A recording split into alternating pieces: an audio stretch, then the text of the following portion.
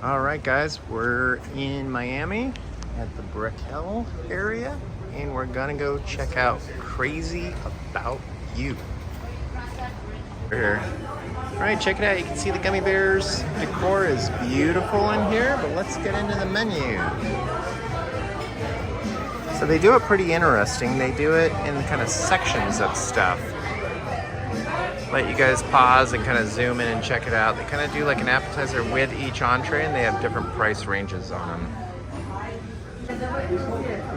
All right, the little Mediterranean antipasto, manchego, mortadella, and salami, and the vegetable crudite. And we did a little rosé buns.